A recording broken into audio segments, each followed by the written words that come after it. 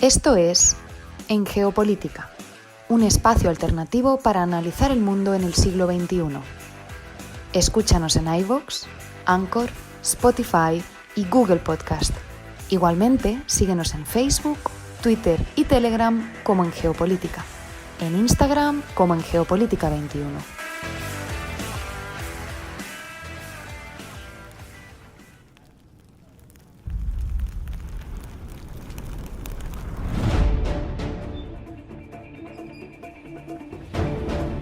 Camboya, el camino hacia la redención. Sean todos bienvenidos a nuestro cuarto episodio de esta serie Sudeste Asiático. Hoy viajaremos a Camboya, una tierra de contrastes extremos, desde el glorioso Imperio Jemer hasta el horror de los Jemeres Rojos y su lucha por renacer en el siglo XXI. Como saben, esta es una serie que mezcla ese necesario acercamiento académico e histórico con una serie de reflexiones y análisis que me surgen montado en una moto, intentando descifrar la esencia de cada lugar que visito, mientras atravieso carreteras, templos milenarios, campos de arroz y ciudades caóticas. Espero que lo disfruten. Dicho esto, iniciemos este cuarto viaje con dirección a Camboya.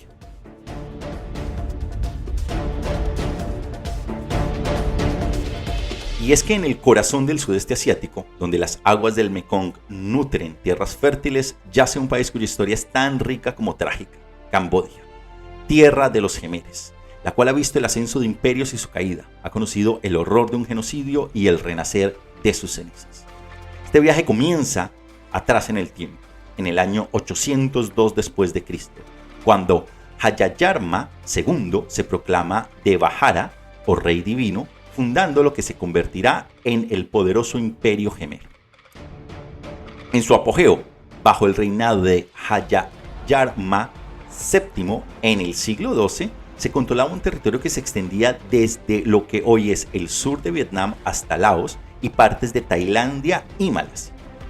En el corazón de este imperio se alzaba Angkor, una metrópolis que en el siglo XII albergaba a más de 1 millón de habitantes, superando a París, entonces la ciudad más grande de Europa. Angkor Wat, construido en el siglo XII, se erige como un testimonio de la grandeza gemera. Originalmente un templo hindú dedicado a Vishnu, sus 5 torres simbolizan los picos del monte Meru, hogar de los dioses de la mitología hindú. Pero el paisaje espiritual de Camboya estaba a punto de cambiar. El budismo, que había llegado siglos atrás, comenzó a ganar terreno. En el siglo XIII, bajo el reinado de Hayayarma VII, el budismo Mahayana se convirtió en la religión oficial. Este cambio se reflejó en la arquitectura. El Bayón, con sus 216 rostros gigantes, se transformó a rostros budistas. Sin embargo, como todas las grandes civilizaciones, el Imperio Jemer también entró en declive. Y para el siglo XV, Angkor Wat había sido abandonada, tragada por la jungla y sus secretos guardados por siglos. Ello nos lleva a un salto en el tiempo, hasta el año de 1863. Una Camboya debilitada por los conflictos con sus vecinos se convierte en un protectorado francés. Así, en 1887 se incorpora a lo que se conocerá como la Indochina francesa. Los colonizadores, con su supuesta misión civilizadora, preservarían la monarquía Jemer, a diferencia de lo que hicieron en Vietnam y Laos. Pero esta preservación vino con un precio: la explotación económica, especialmente de las ricas plantaciones de caucho. No todo fue negativo. Los franceses, fascinados por las ruinas de Angkor Wat, iniciaron trabajos de investigación y restauración. La Escuela Francesa del Lejano Oriente, fundada en 1900, lideró estos esfuerzos. Angkor Wat se convirtió en una sensación mundial, atrayendo a aventureros y arqueólogos por igual. La independencia llegó en 1953 de la mano del príncipe Norodom Sihanouk y Camboya parecía florecer nuevamente. Sin embargo, el destino y la geopolítica en tiempos de la Guerra Fría tenían otros planes. El 18 de marzo de 1970, mientras Sihanouk, el príncipe que lideró la independencia, estaba en el extranjero, el general Non Lon, con el apoyo de los Estados Unidos, dio un golpe de estado. Camboya se vio arrastrada al torbellino de la guerra de Vietnam.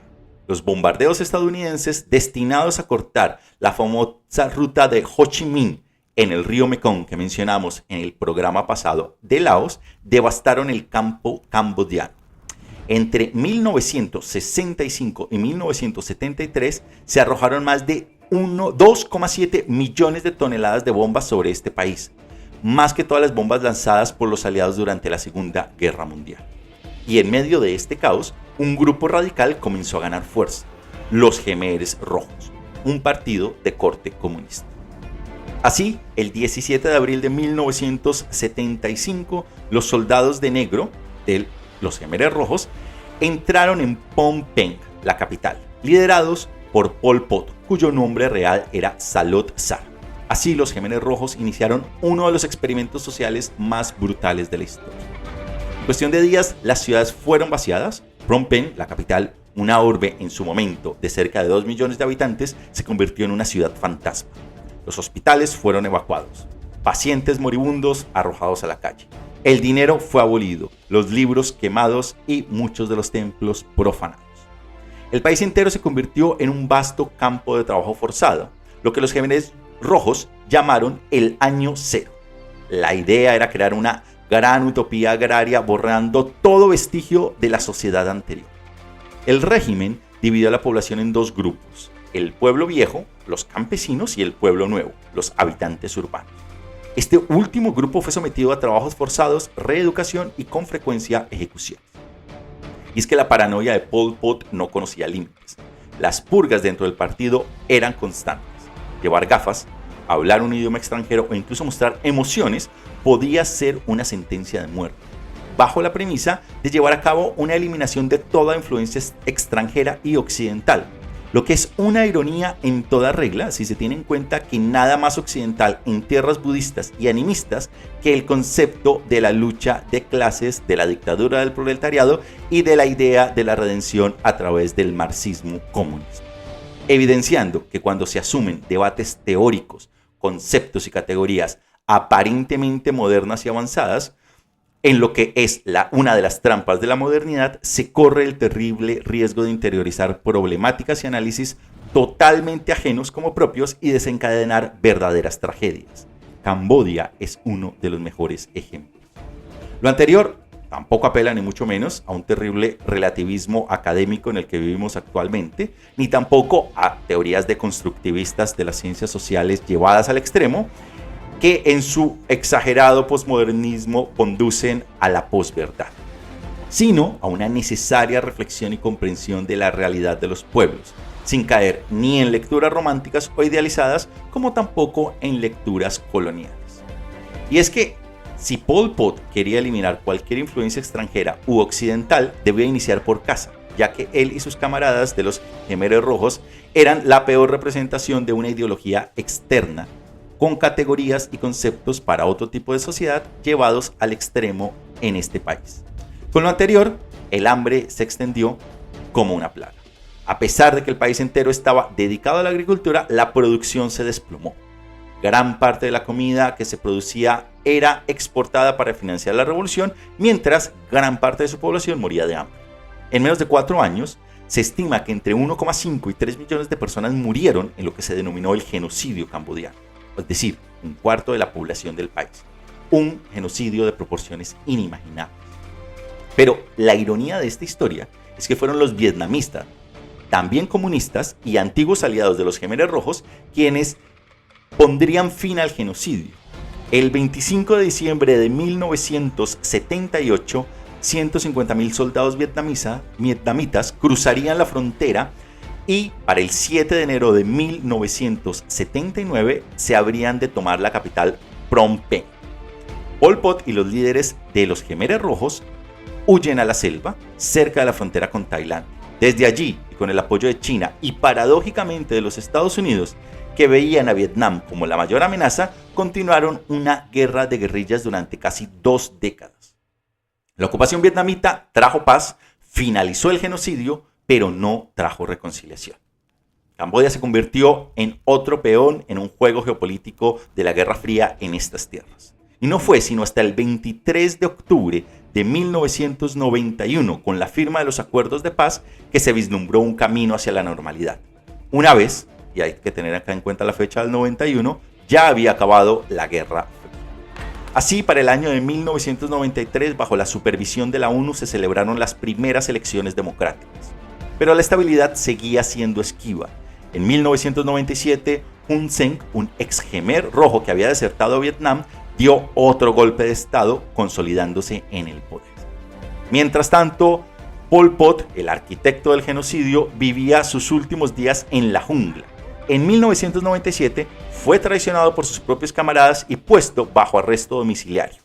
Moriría en 1998 sin haber enfrentado nunca un tribunal por sus crímenes. Las malas lenguas dijeron, y aún hoy en día lo hacen cuando uno viaja por este país, que realmente se suicidó ante los serios rumores de un juicio internacional por crímenes de guerra. Hoy en día Camboya lucha por encontrar su lugar en el mundo moderno. La economía ha crecido a un ritmo considerable, con un promedio de 7% anual desde inicios del siglo hasta 2019. El turismo, la industria textil y la construcción han sido, en consecuencia, los motores de este crecimiento. Sin embargo, todavía hay grandes desafíos que persisten. La corrupción sigue siendo endémica. La desigualdad económica es palpable. Mientras, por ejemplo, una nueva Phnom Penh con ciertos edificios altos y modernos empieza a despuntar, muchas áreas rurales siguen sumidas en la pobreza. En el escenario internacional, este país navega aguas turbulentas. China se ha convertido en el principal inversor y aliado. Así, entre el 2013 y el 2017, el gigante asiático invirtió más de 5,3 mil millones en el país, principalmente en lo que corresponde a infraestructura y bienes raíces. Esto ha generado preocupaciones sobre la diplomacia de la trampa de la deuda, de la cual hemos mencionado en otros episodios, y la creciente influencia de China en la región. Mientras tanto, las relaciones con los Estados Unidos y la Unión Europea se han tensado debido a preocupaciones sobre los derechos humanos y el estado de la democracia en el país. Para el año 2022, tras 37 años en el poder, Hun Sen cedió el cargo de primer ministro a su hijo Hun Manit, en lo que muchos ven como una sucesión dinástica apenas velada. Camboya es miembro de la ASEAN desde el año de 1999 y ha buscado una mayor integración regional. Sus relaciones con los vecinos aún así siguen siendo complejas. Han habido disputas fronterizas ocasionales con Tailandia, mientras que las relaciones con Vietnam, aunque económicamente cooperativas, todavía están teñidas por la historia reciente. Mientras tanto, Angkor Wat, los templos siguen en pie como silenciosos testigos de una historia que abarca más de un milenio.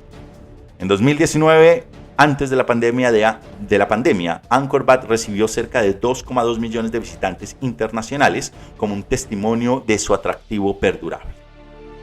Camboya es definitivamente un país de contrastes, de belleza y horror, de resiliencia humana y trauma. Su historia es un recordatorio de las altas alturas a las cuales se puede llegar y de los abismos a los cuales también se puede caer como cualquier sociedad.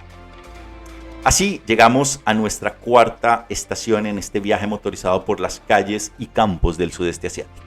Espero que hayan disfrutado y que nos sigan acompañando en el siguiente destino que nos traerá a Tailandia, la joya de la corona. Hasta la próxima.